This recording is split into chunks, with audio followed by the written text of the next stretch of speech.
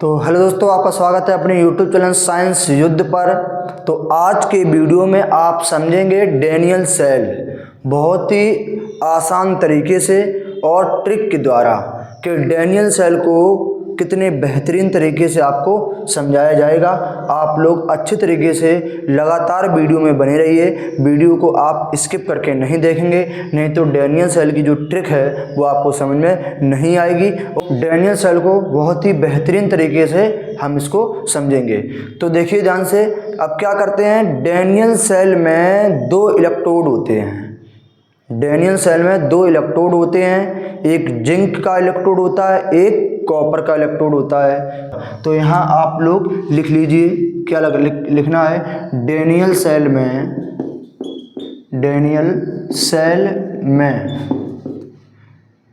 दो इलेक्ट्रोड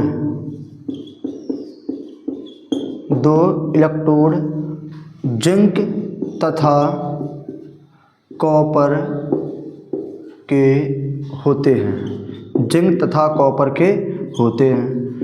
ठीक, अब इसको समझिए। डैनियल सेल में क्या होता है कि एक लोन कॉन्सेप्ट है। मैं आपको लोन ट्रिक के द्वारा डैनियल सेल को समझाएंगे कि किस इलेक्ट्रोड पर एनोड होगा और किस इलेक्ट्रोड पर कैथोड होगा। ठीक है, तो देखिए ध्यान से समझिए।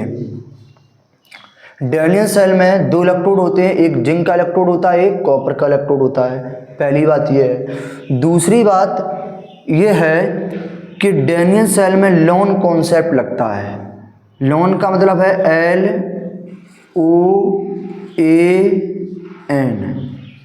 ये ट्रिक है डैनियल सेल को याद करने की कि किस तरफ एनोड होगा और किस तरफ कैथोड होगा। ठीक है, किस तरफ जिंक का इलेक्ट्रोड होगा, किस तरफ कॉपर का इलेक्ट्रोड होगा। तो लोन कॉन्सेप्ट से आप समझेंगे। इसमें लोन में L का मतलब है लेफ्ट है, L का मतलब क्या है, लेफ्ट है, और O का मतलब है ऑक्सीडेशन, और A का मतलब है एनोड, क्या है, एनोड, और N का मतलब है निगेटिव, क्या है, निगेटिव। यानी कि इस कॉन्सेप्ट से एक चीज़ निकल के आती है। लेफ्ट का मतलब है बाईं ओर, और ऑक्सीडेशन का मतलब है ऑक्सीकरण, इसके बाद में एनोड पता ही है एनोड क्या होता है, और निगेटिव का मतलब निगेटिव चार्ज। ठीक, यानी कि लेफ्ट का मतलब है बाईं ओर ऑक्सीकरण होगा।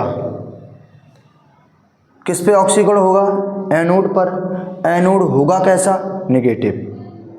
अब इसका ठीक विपरीत राइट में होगा। देखिए ध्यान से, ये लेफ्ट है तो यहाँ क्या होगा, राइट। लेफ्ट क्या होगा, राइट होगा। ऑक्सीडेशन क्या होगा,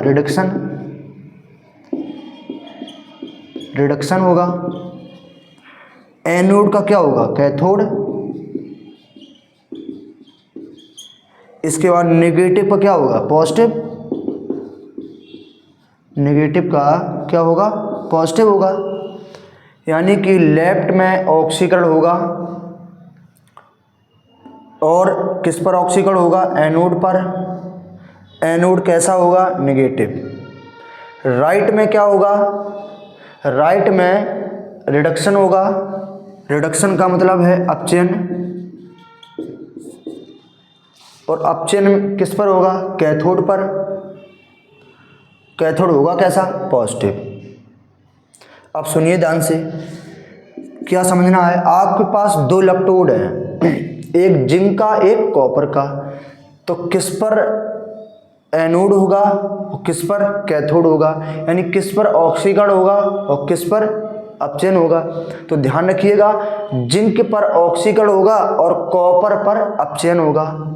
क्यों होगा, क्योंकि जिंक जो है वो अधिक क्रियाशील धातु है, कॉपर कैसी है, कम क्रियाशील धातु है। तो आपको यहाँ लिखना है, जिंक Zn पर ऑक्सीकरण होगा, तथा कॉपर पर Cu पर अपचयन होगा। अपचयन होगा। ठीक है, ये आपको बहुत ही अच्छे तरीके से समझना है। ठीक है, तो उसमें क्या हो रहा है, Zn पर क्या होगा, ऑक्सीकरण होगा तथा कॉपर पर क्या होगा, अपचयन होगा। क्यों? क्योंकि Zn जो है वो अधिक क्रियाशील धातु है और कॉपर है वो कैसी है, कम क्रियाशील धातु है। ठीक है, तो ऑक्सीकरण जिसका होगा वो किस तरफ होगा, लेफ्ट में होगा, और अपचयन जिसका होगा वो किस तरफ होगा, वो राइट में होगा। ठीक है, तो मैं क्या करूंगा, अब इन दोनों के जिंक का इलेक्ट्रोड और कॉपर का इलेक्ट्रोड बनाएंगे और फिर सेल को आपको समझाएंगे ये कि सेल ये जो है वो किस प्रकार से कार्य करती है। तो सभी लोग इसका स्क्रीनशॉट ले लीजिए, फिर देखते हैं आगे की ओर।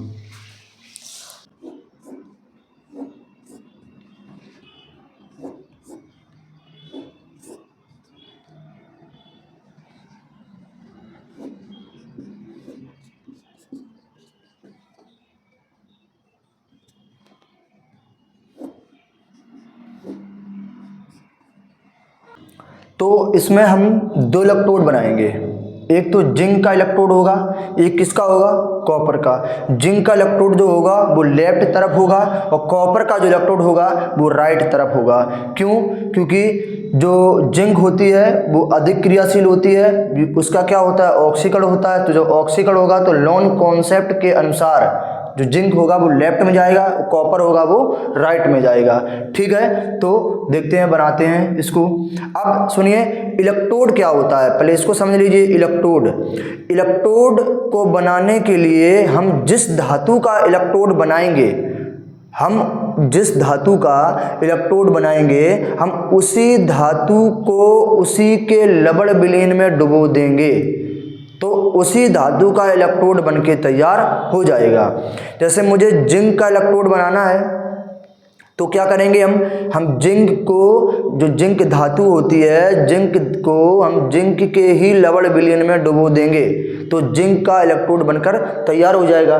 मुझे कॉपर का इलेक्ट्रोड बनाना है तो हम क्या करेंगे, कॉपर धातु को कॉपर ही के लवण विलयन में डुबो देंगे तो कॉपर का इलेक्ट्रोड बनके तैयार हो जाएगा। ठीक है, तो ये इलेक्ट्रोड की समस्या आपकी खत्म हो गई कि मुझे इलेक्ट्रोड बनाना है।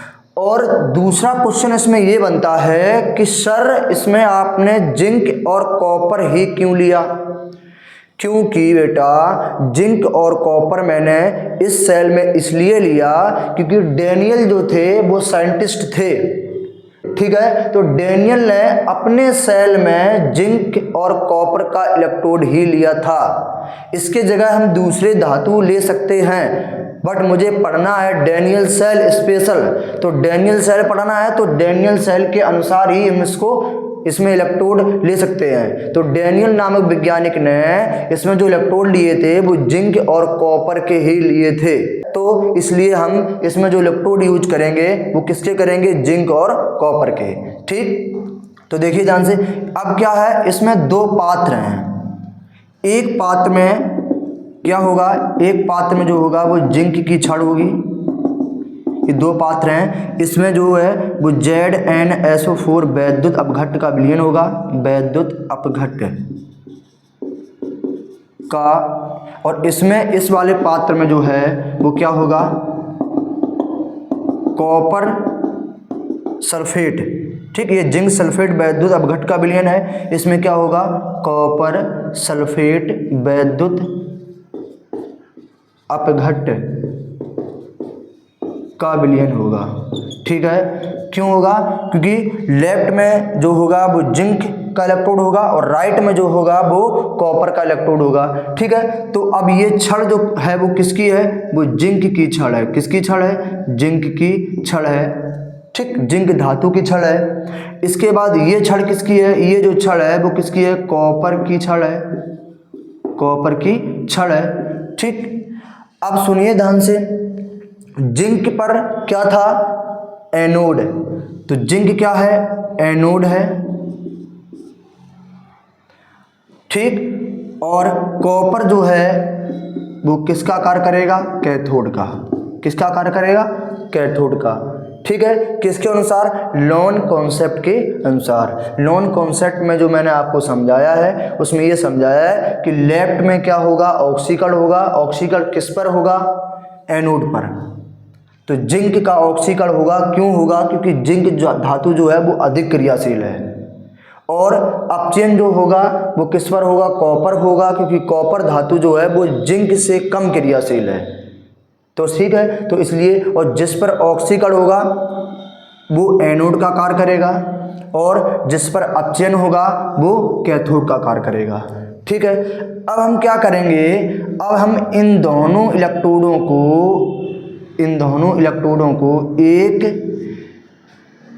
गैल्वेनोमीटर से जोड़ देंगे। किससे जोड़ देंगे? गैल्वेनोमीटर से। ठीक, गैल्वेनोमीटर से। अब ये गैल्वेनोमीटर क्या होता है? गैल्वेनोमीटर क्या करता है? विद्युत धारा की छोटी से छोटी माप को नाप सकता है।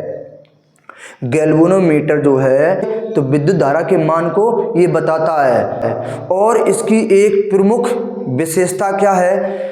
गैल्वेनोमीटर ये भी बताता है कि विद्युत धारा किस डायरेक्शन में चल रही है, किस दिशा में बह रही है। इसका जो सुई वाला कांटा होता है, गैल्वेनोमीटर का जो सुई वाला कांटा होता है, इस प्रकार से वो एकदम जीरो पे होता है। अगर ये सुई वाला कांटा इधर जाएगा तो विद्युत धारा कैथोड से एनोड की ओर चलेगी। अगर ये सुई वाला कांटा उधर जाएगा तो ये विद्युत धारा एनोड से कैथोड की ओर चलेगी। तो ये स्पेशल गैल्वेनोमीटर होता है। ठीक है, जो विद्युत धारा की छोटी से छोटी माप को बता सकता है। अब देखिए ध्यान से, मैंने इसको गैल्वेनोमीटर से जोड़ दिया है। क्यों? क्योंकि इससे मुझे पता चल जाएगा कि सेल में विद्युत धारा चल रही है या नहीं चल रही है। अब सुनिए ध्यान से।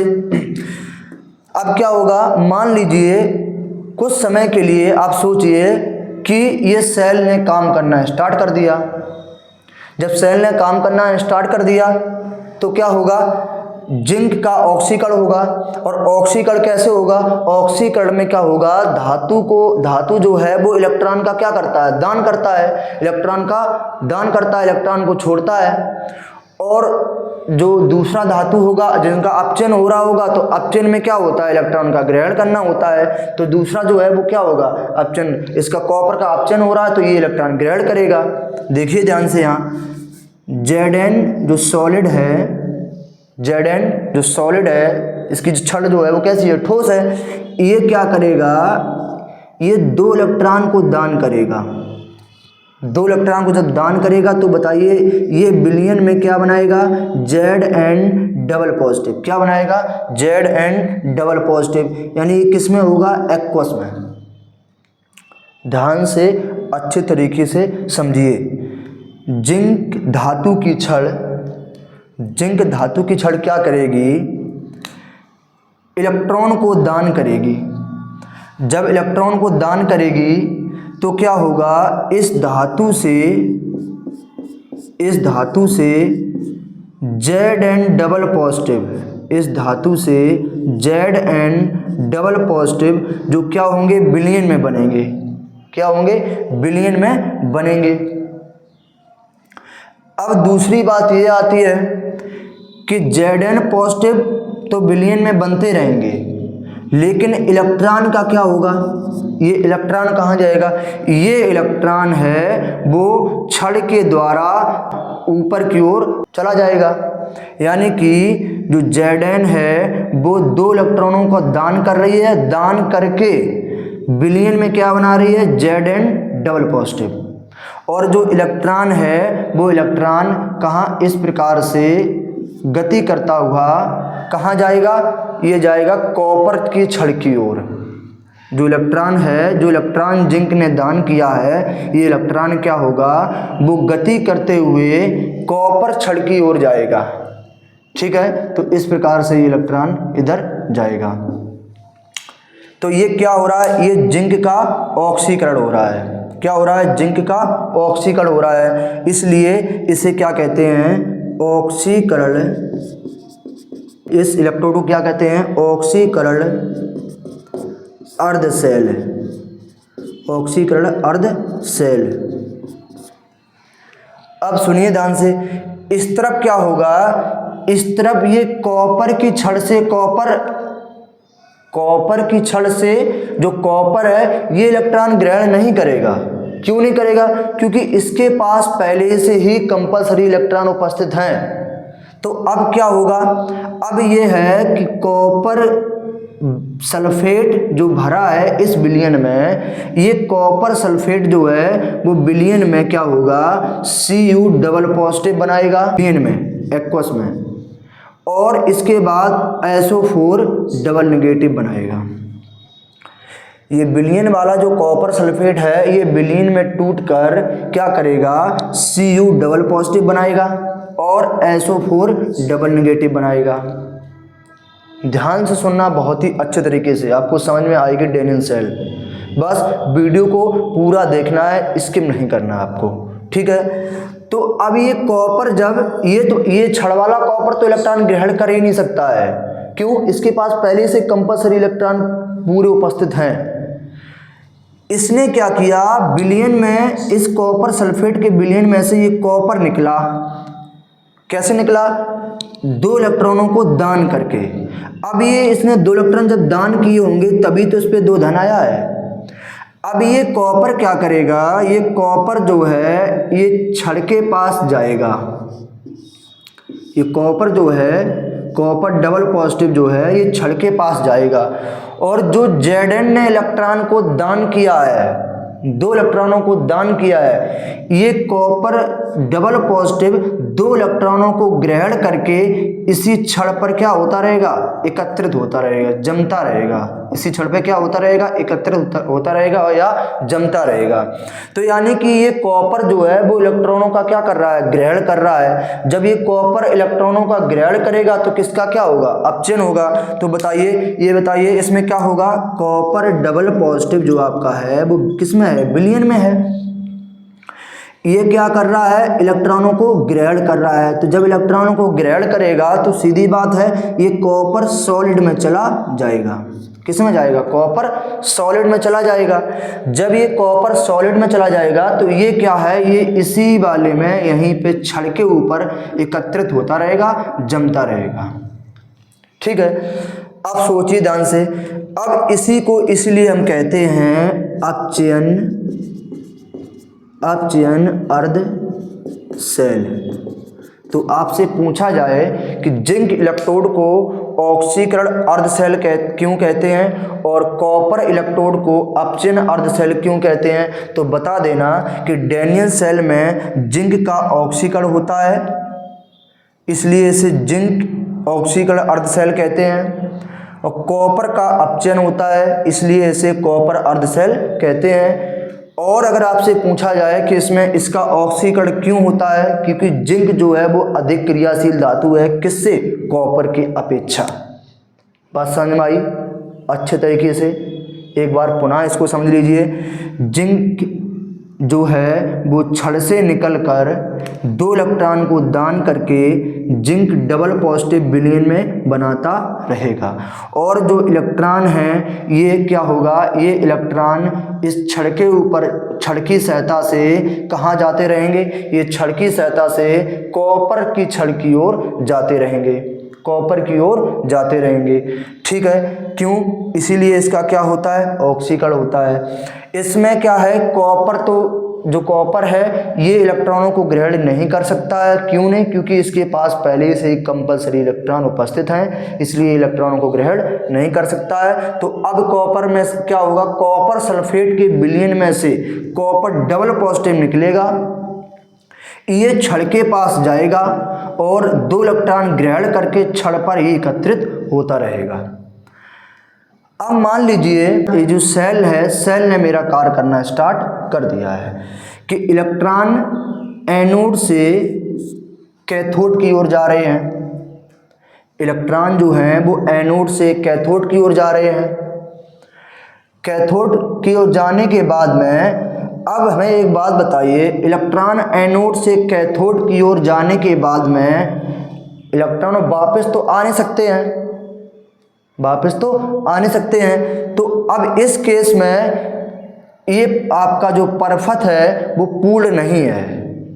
इस केस में सेल का परपथ पूर्ण नहीं है, और परिपथ पूर्ण अगर नहीं है तो क्या होगा? ये सर्किट अगर पूर्ण नहीं होगा तो विद्युत धारा नहीं चल पाएगी।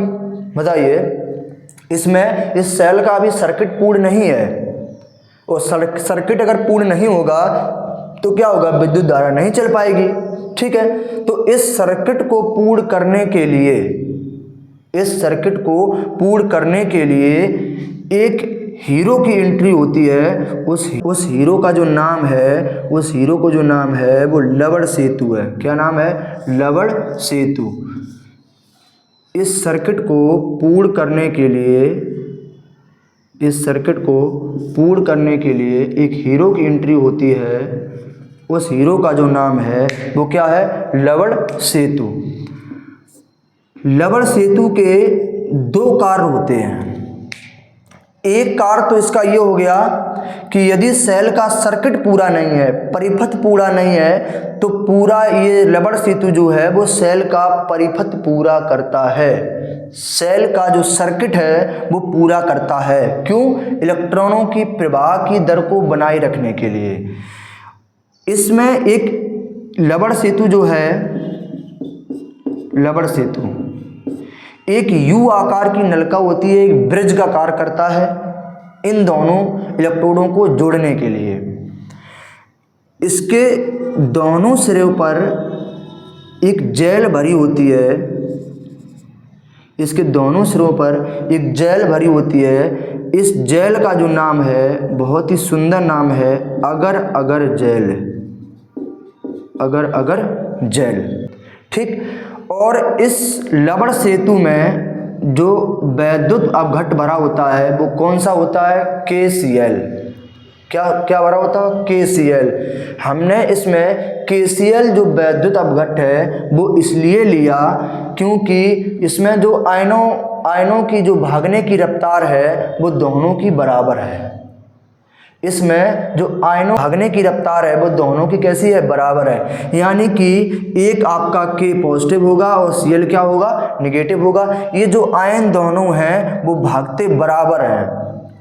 अब सोच रहे होगे सर आयनों को भागना पड़ेगा। जी बिल्कुल, इसमें आयनों को भागना पड़ेगा। आप देखते रहिए मैं लवण सेतु के आयनों को कैसे भगाता हूँ।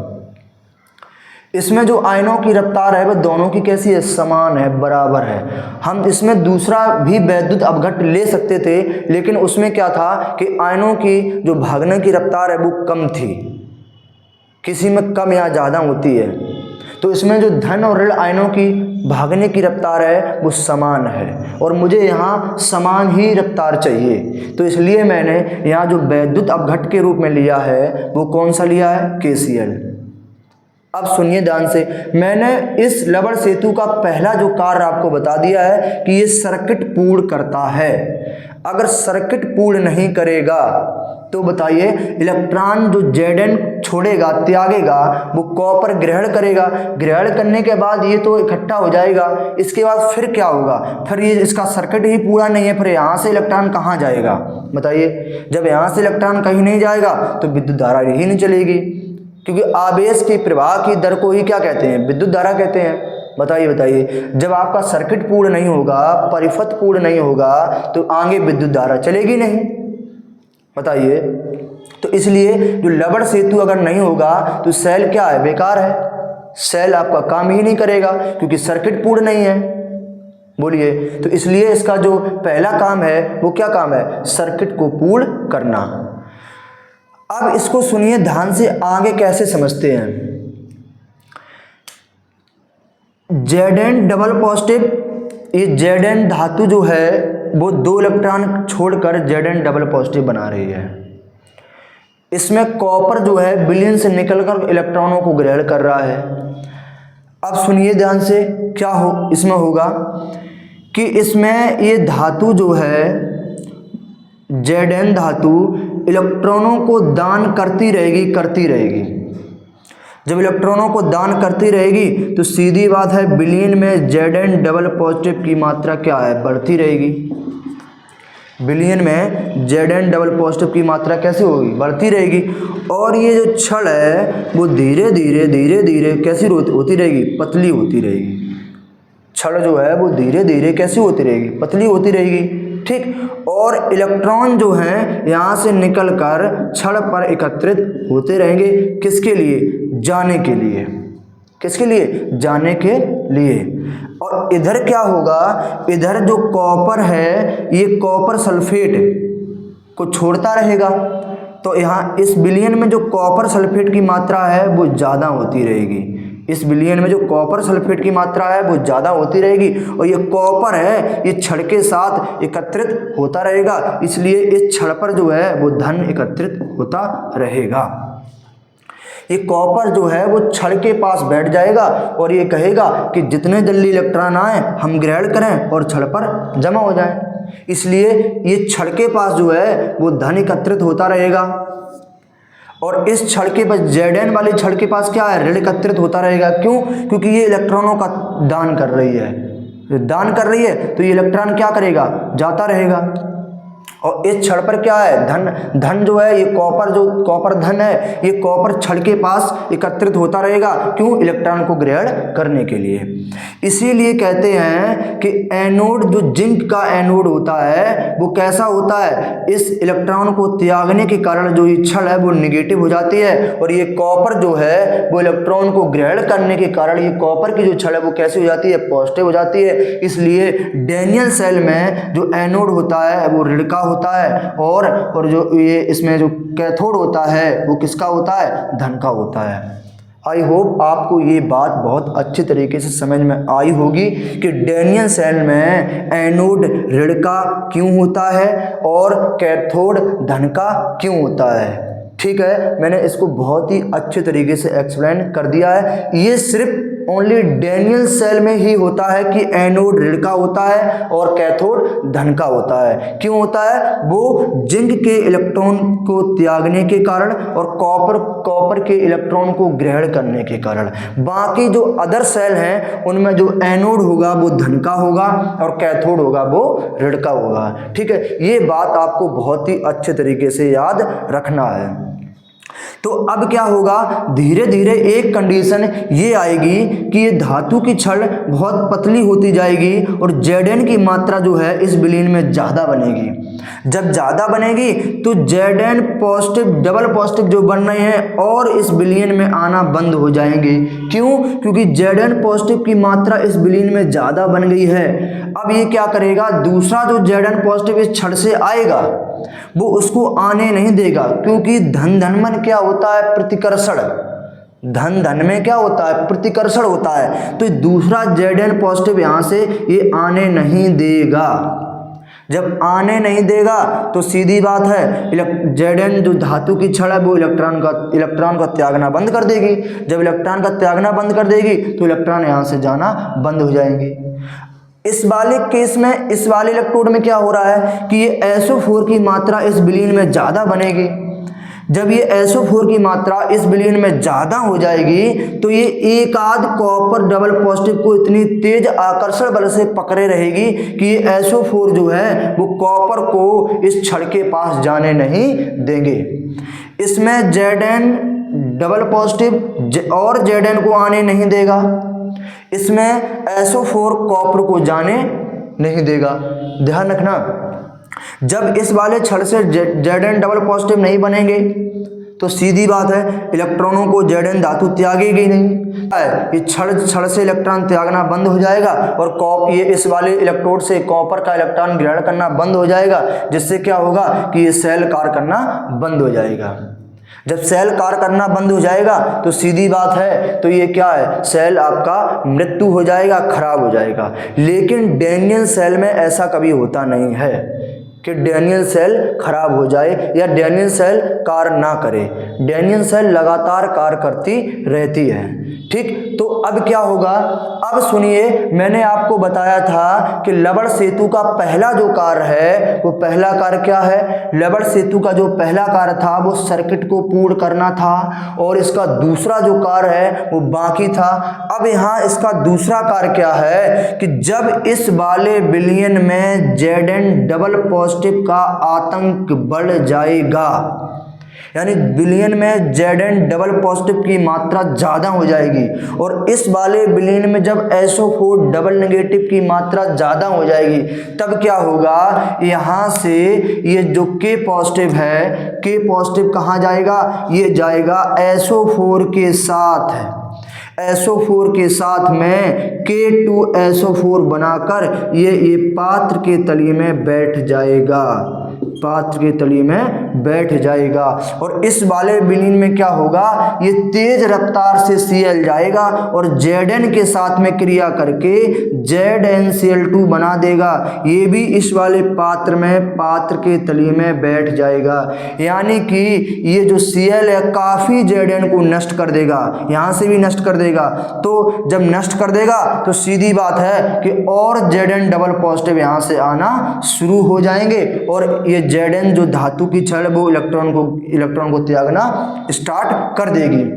और इस वाले पात्र में क्या होगा, जब ये K2SO4 जमकर पात्र के तली में बैठ जाएगा तो ये क्या होगा कि और SO4 कॉपर को जाने से मना नहीं कर पाएंगे, तो ये कॉपर सीधा फिर छड़ के पास जाकर इलेक्ट्रॉनों को ग्रहण करना स्टार्ट कर देगा, जिससे क्या होगा कि ये जो Zn है, Zn क्या करेगा, इलेक्ट्रॉनों को दान करना स्टार्ट कर देगा, और कॉपर जो है वो कॉपर क्या करेगा, कॉपर फिर पुनः इलेक्ट्रॉनों को ग्रहण करना स्टार्ट कर देगा, जिससे क्या ये सेल जो है वो पुनः कार्य करना स्टार्ट कर देगी। ठीक है, अब सुनिए ध्यान से।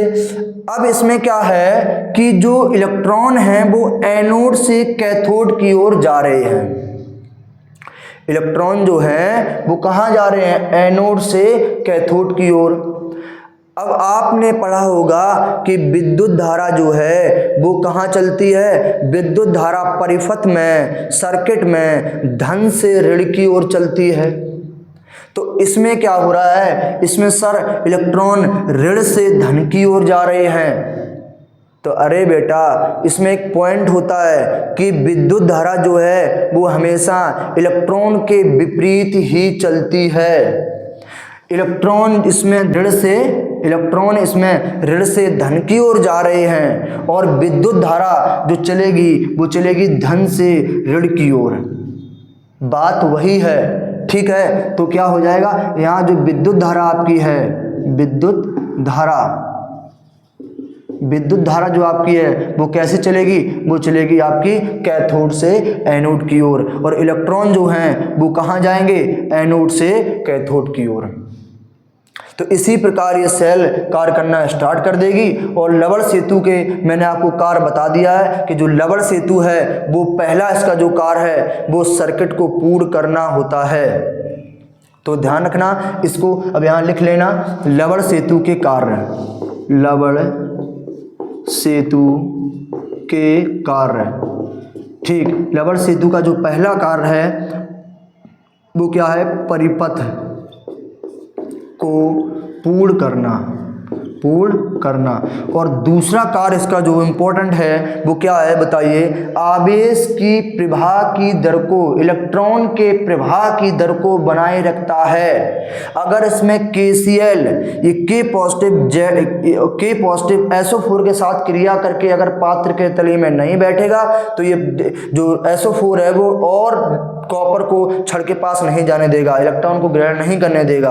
और इसमें Cl जो है वो Zn को, अगर Zn के साथ क्रिया करके पात्र के तलिए में नहीं बैठेगा तो Zn और डबल पॉजिटिव Zn को आने नहीं देगा, जिससे इलेक्ट्रॉनों का त्यागना बंद हो जाएगा और सेल कार्य करना बंद कर देगा। लेकिन ये जो KCl में वैद्युत उदासीनता है, ये लवण सेतु में ये का वैद्युत अपघट्ट बड़ा है, ये बनाए रखता है। तो क्या अगला कार्य इसका है, लवण सेतु का कार्य है वैद्युत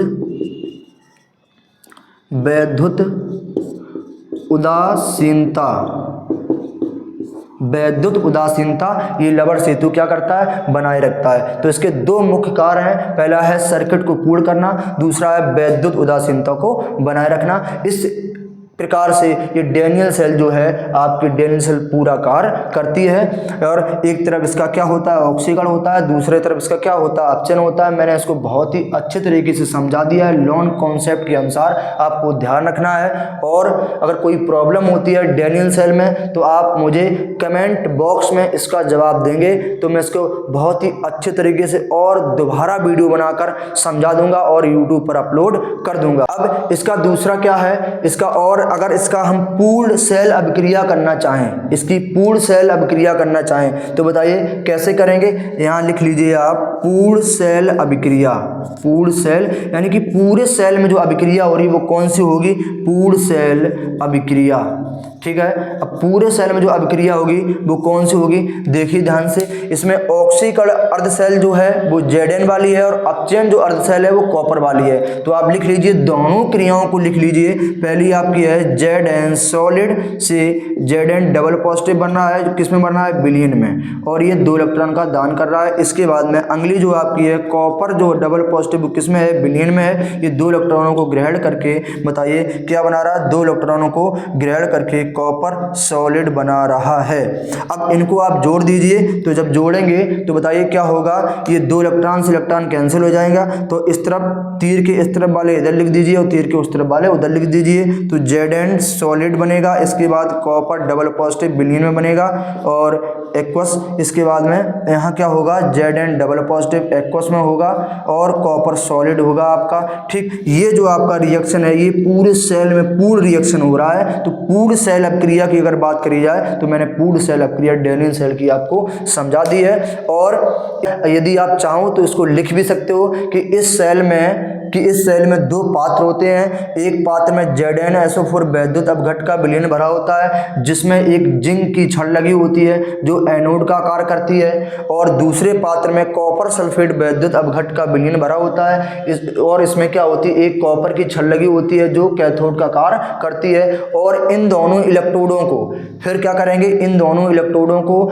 एक हम गैल्वेनोमीटर से जोड़ देते हैं जो विद्युत धारा के मान को बताता है। ठीक है, और इसकी एक मुख्य विशेषता क्या है कि ये धारा की दिशा को भी निर्धारित करता है। और इन दोनों इलेक्ट्रोडों में आवेश के या इलेक्ट्रॉन के प्रवाह की दर को बनाए रखने के लिए हम लवण सेतु लगा देते हैं। ठीक है, तो और मैंने इसका कार्य कैसे किया जाता है वो मैंने अच्छे तरीके से समझा दिया, आप चाहो तो लिख भी सकते हैं। ठीक है, तो बहुत सरल है डेनियल सेल और इसको बहुत ही अच्छे तरीके से मैंने इसको समझा दिया है। तो अब यदि आपको इसकी PDF चाहिए तो मैं डिस्क्रिप्शन में इसकी टेलीग्राम की लिंक दे दूंगा, उसमें आपको इसकी पूरी PDF मिल जाएगी।